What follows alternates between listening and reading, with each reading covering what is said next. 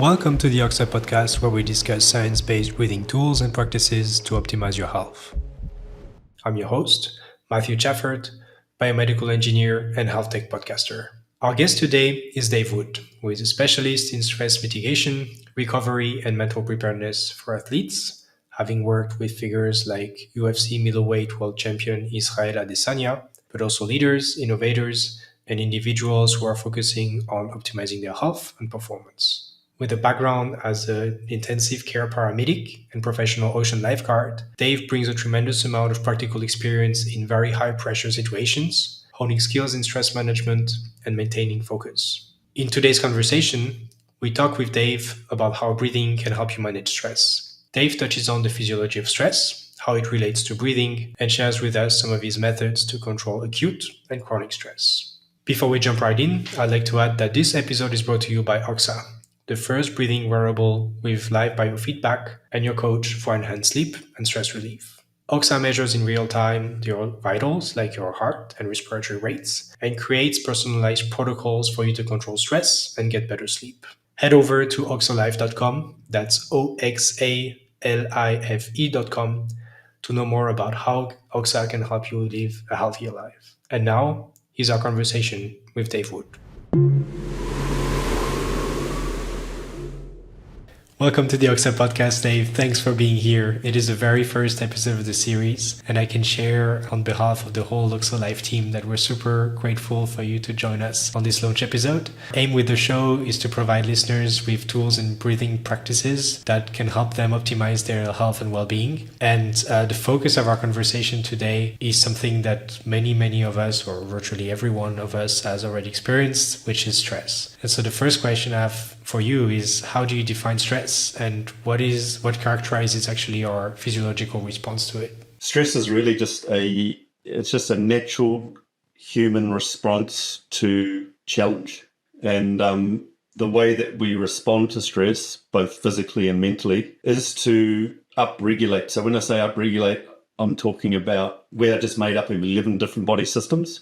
And during stress or periods of stress, some of those systems are upregulated, like your heart rate, your breathing, your blood pressure, your pupils dilate, decrease, and then some body systems downregulate, like your digestive system, where we get a shunting of blood from your digestive tract through to your periphery. So the whole idea of the stress response is really just to get you ready to expend energy. And the interesting thing about the body stress response is that it is non-specific. So the same stress response that's activated when you get a thought come in that stimulates thinking and worry and emotions is the same stress response as when you would get into an ice bath. And so with the work that I'm doing, it's about training people's ability to control their body stress response. And when we talk about acute stress, chronic stress, we can get into that, but there's always what we call a stimulus or a stressor. And the stressor can be different for everyone. The stressor is the thing that activates your body's stress response. And what detects that stressor is a part of your brain called the amygdala,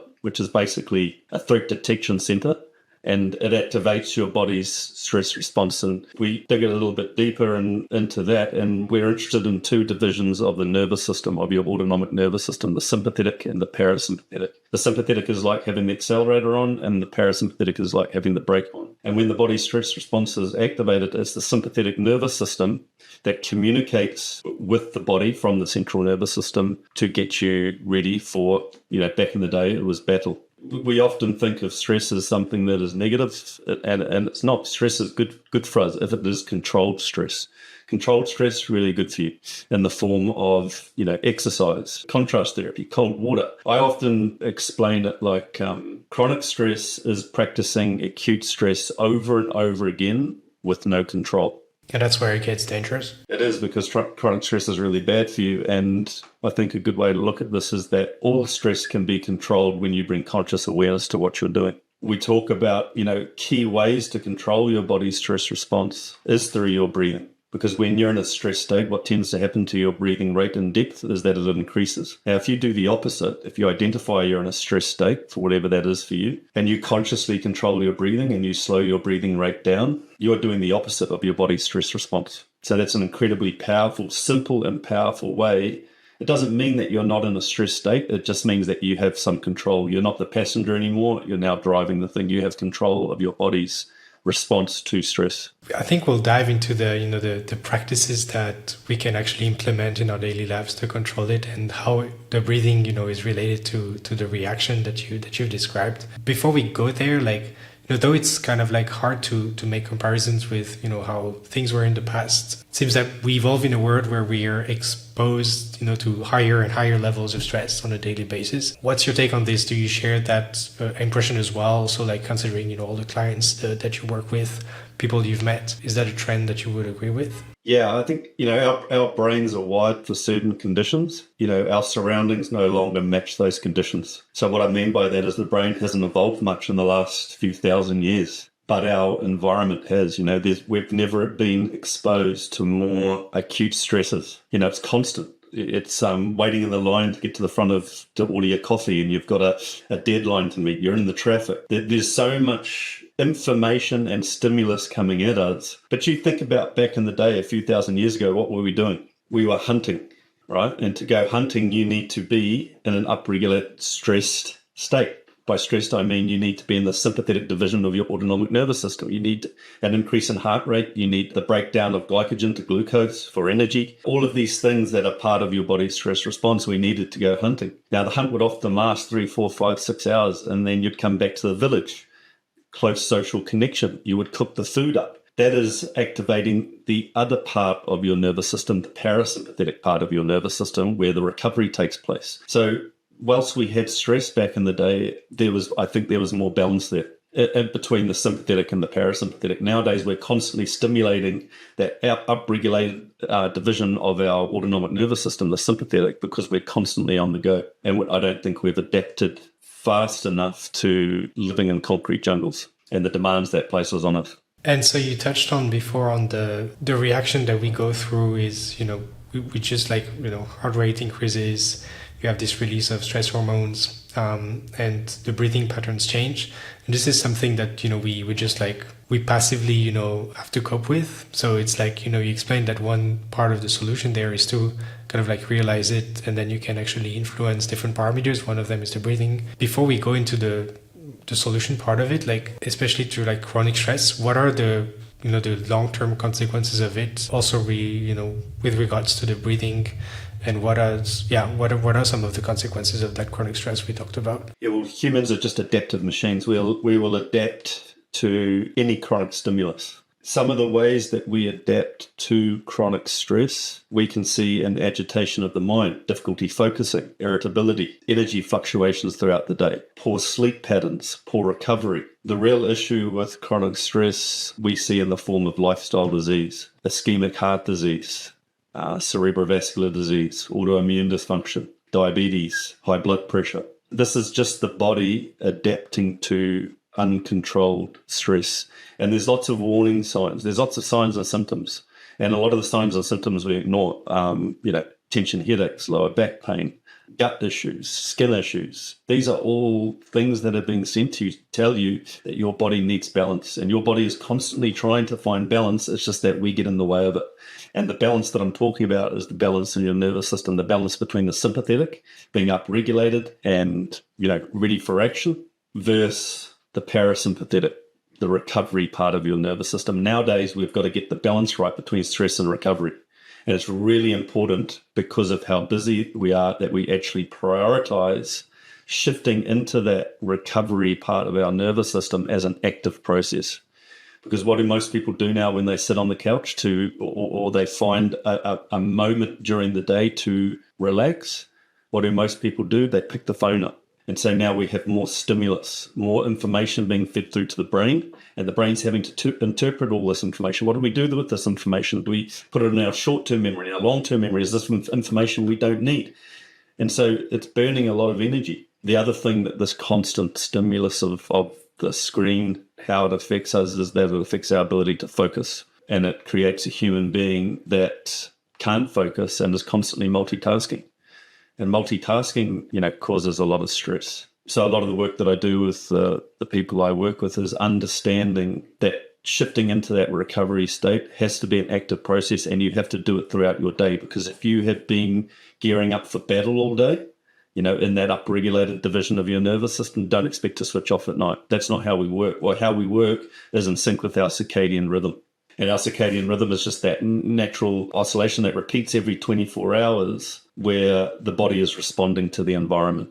You wake up in the morning, you view natural sunlight, you get the release of cortisol, which sets your biological clock for the release of melatonin in the evening. It's all tied in. Viewing low-level sunlight in the evening, the pineal gland starts releasing melatonin, and that's the sleep hormone. But what are we doing in the evening? We're going against that. We have the lights on, so stimulus.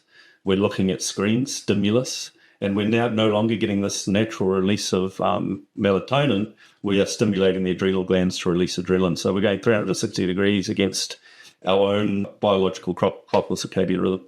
And you mentioned recovery, and we explained kind of like the two types of stress, so the acute situation, the chronic situation. Are there like different approaches to basically manage stress in an acute situation through breathing?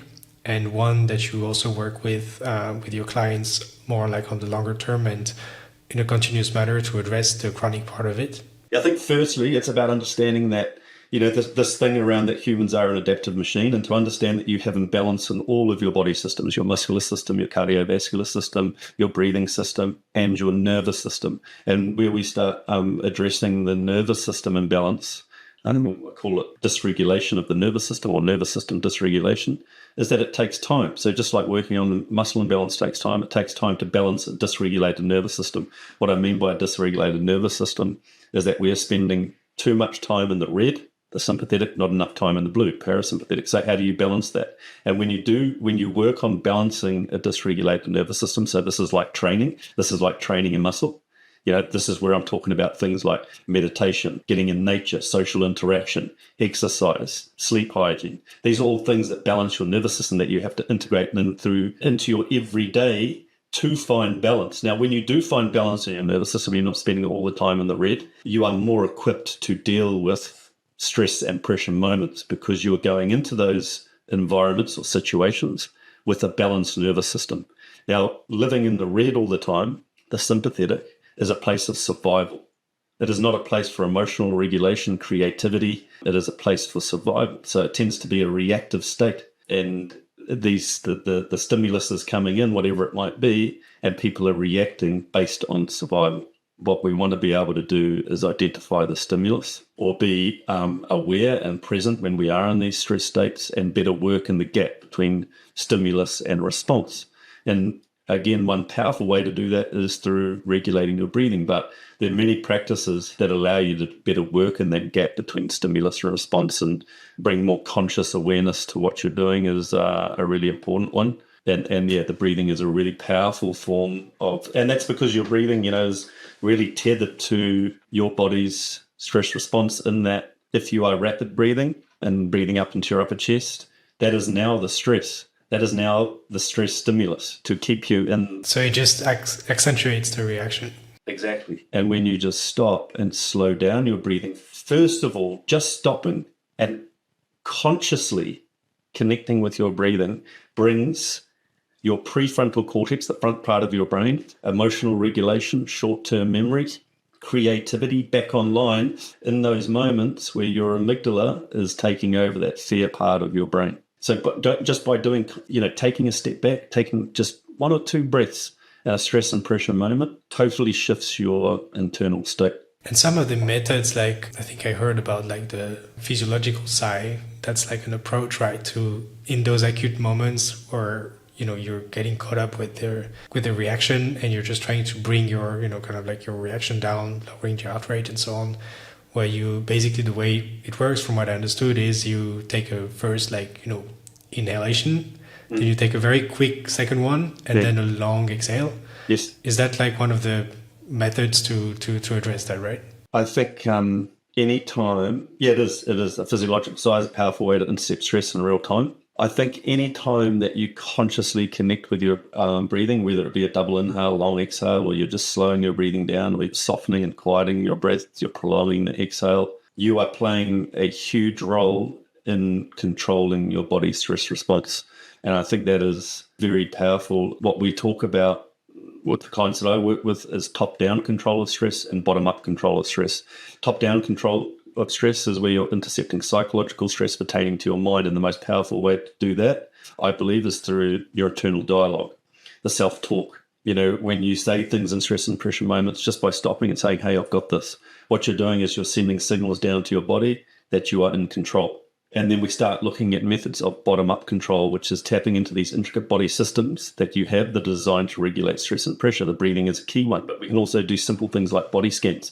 The fight, flight, or freeze response in the sympathetic part of that nervous system, the freeze is muscular tension. We are holding that in our bodies.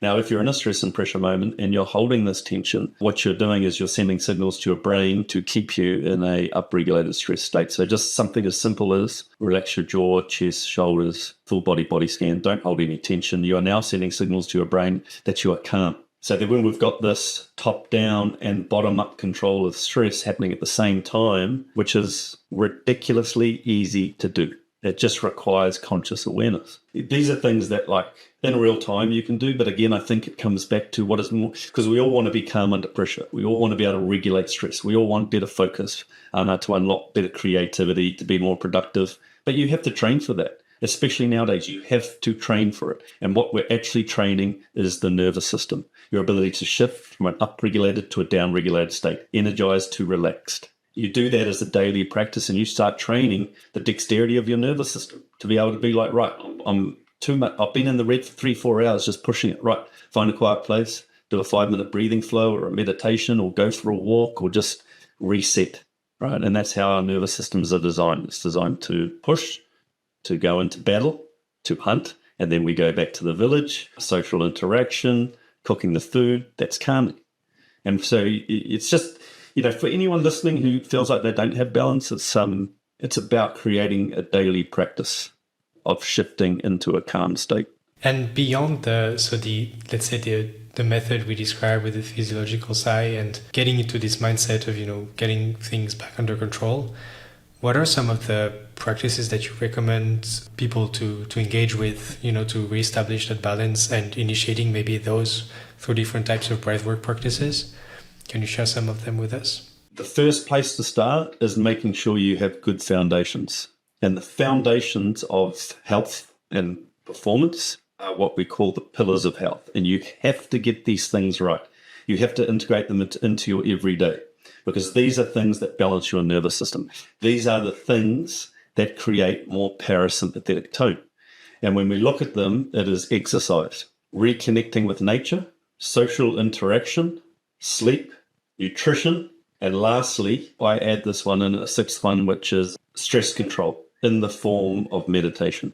Now, when we're trying to find balance or we're trying to deal with stress or overwhelm or anxiety or depression or any type of mental health or any type of physical health issue, you have to get the pillars of health right.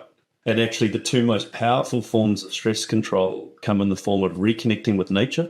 Very clear research around just being in nature and listening to sounds of nature and how that activates the parasympathetic division of your nervous system, the recovery division of your nervous system. So now we're flushing the body of stress hormones and we're introducing hormones that are associated with the calming state of your body. Being in nature, you're naturally exercising.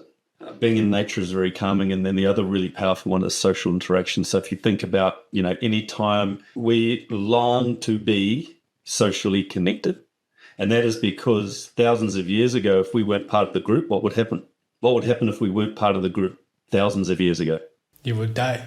You would die, right? Because the group would go out hunting and you'd be left behind. Or, we needed to be part of the group. And so what we start to see is what we want, close social connection. That's what we long for. And, you can feel it in yourself when you go and have lunch with your mates or go to the pub and have a beer. You go away from that feeling so calm.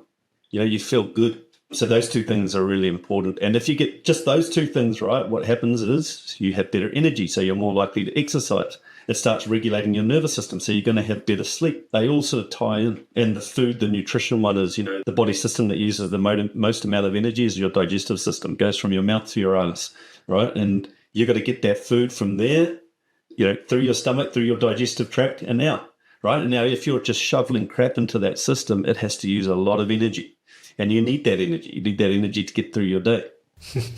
Understood. And so I was still like, I guess you work with a lot of people who who are exposed to very, I would say, like, above average levels of stress in terms of the activities they engage with. Some are like, in sports, some are engaged in the military and so on. How do you accompany them, to implement some of these things, but also, like, let's say through the prism of breathing, what are some of the methods that you're trying to, convey to them? The first thing is to understand, I go back to this, how we adapt to stress, and the breathing is one system that we can very easily see how it has adapted to stress. And the first thing we look at is breathing mechanics. So the way that we breathe. Do you have good access to your diaphragm? Do you have good diaphragmatic excursion? Do you have good lateral expansion of your rib cage when you inhale and good recoil of your rib cage when you exhale? Or are you breathing up into your upper chest using your shoulders and your neck? Are you a vertical breather or a horizontal, what we call a horizontal or lateral breather? We breathe 20 to 30,000 times a day. So if you're breathing in a suboptimal way, you are constantly activating your body's stress response, and your breathing is tethered to every single emotional state. Fear, what do we tend to do? We tend to increase our breathing rate, or we breath hold, or we breath stack, inhale, short exhale. Anger, we tend to rapidly breathe. Pain, we tend to hold our breath. When we relax, our breathing tends to be calm. And so in all of these emotional states, if you're just consciously aware of, right, what is my breathing doing? You will notice these patterns, and you'll be able to take conscious control of your breathing to help regulate that emotional state. So the first thing we really look at is the breathing mechanics, and what I'm looking for is are those breathing mechanics, because I think what I'm seeing is a pattern of breathing that is really, so if you think of every single species in the wild, if you think of like your dog and cat, how do they breathe? How do they move when they breathe? Think of the dog with the cat lying inside. When they breathe, the ribcage expands laterally. There is no vertical movement. I think that humans are the only species that have gone away from this type of breathing to lifting vertically when they breathe. Now, a vertical breath is what we call an accessory muscle breath. And when you're using the accessory muscles of breathing, so what I'm talking about is the intercostal muscles of your upper chest, your shoulders, your scalenes, your neck muscles. There are stress receptors there that are sending signals to your brain to activate the body's stress response. When you are using your diaphragm, and all breathing is diaphragmatic, but like any muscle, it works through a range of motion, and some people don't have good range of motion in the diaphragm. But when you're using your diaphragm and you're relaxing the chest and shoulders and you have good diaphragmatic movement, good diaphragmatic excursion, there are receptors on your diaphragm that are sending signals to your brain to activate the body's calming division. So the breathing is indirectly connected to your nervous system, and that your nervous system is constantly picking up this feedback from what is the breathing doing. The second part of the breathing training that we look at is using breathing to elicit a calm state. So consciously connected breathing. Slowing down the breathing rate, and we look at breathing rates from anywhere to 3 to 6 tend to activate a really calming effect in the nervous system. We start looking at cadence breathing, so that's where we assign numbers to the different parts of the breathing cycle: inhale, hold, exhale, hold. And what we find, or what we know, is when you prolong the exhale, you create more parasympathetic tone. And so it's very easy to be able to, when you understand this, to just use your breathing to elicit a calm state at any point of the day. Can you explain why the long type of exhale is engaging the parasympathetic part of our nervous system? If you think about an inhale, if you inhale now, is that more active or passive? No, it's active. It's active. It's innervated by the sympathetic nervous system. So inhale is more sympathetic. Now, if you inhale now, hold, 3, 2, 1, exhale, relax. Is the exhale more active or passive? No, the exhale is more passive. More passive, innervated by the parasympathetic nervous system. So if the inhale is more active and the exhale is more passive, if you prolong the exhale, so if you do, let's just say you do 5 minutes of breathing where you prolong the exhale, knowing what I've just told you, what is going to happen? Well, you stay longer in the, let's say, parasympathetic engaging phase, right? Exactly. So you're creating more parasympathetic tone. Now, let's just say that you're doing that, right? You're lying down, you're doing this cadence breathing. Let's just say you're doing a 6 in and an 8 out, right? And you're relaxing into the exhale. But while you're doing that, your mind is agitated. Your mind is latching to what's the next thing that I've got to do? Work, whatever it might be latching to. Are you going to get calm? No. Now, the mind and body are connected in that way. So if the mind is agitated, it doesn't matter what you're doing with your body will be agitated. It doesn't matter if you're trying to consciously connect with your breathing. So it's not just like the breathing is not the elixir to life. It's one part of the puzzle, but you've got to get the mind right as well. Because it doesn't matter what you're doing. If you have an agitated mind, you're going to be constantly agitated. We think of the mind and the body as something that is disconnected or something that it's the same thing. You know, if the body is calm, it will tend to relax the mind. And if the mind is calm, it will tend to relax the body. But what we need to be able to do is both.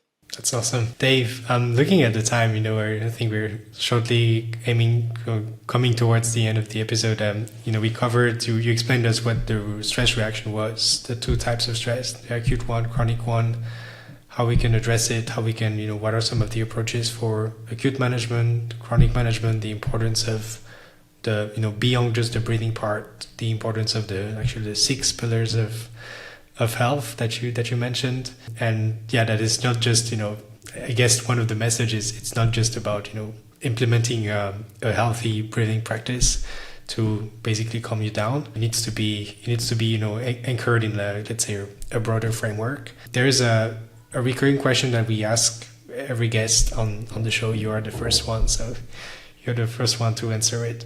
Regardless, let's say, of stress management and considering all the scope of your work in breathwork and beyond, what breathing practice would you recommend everyone to adopt?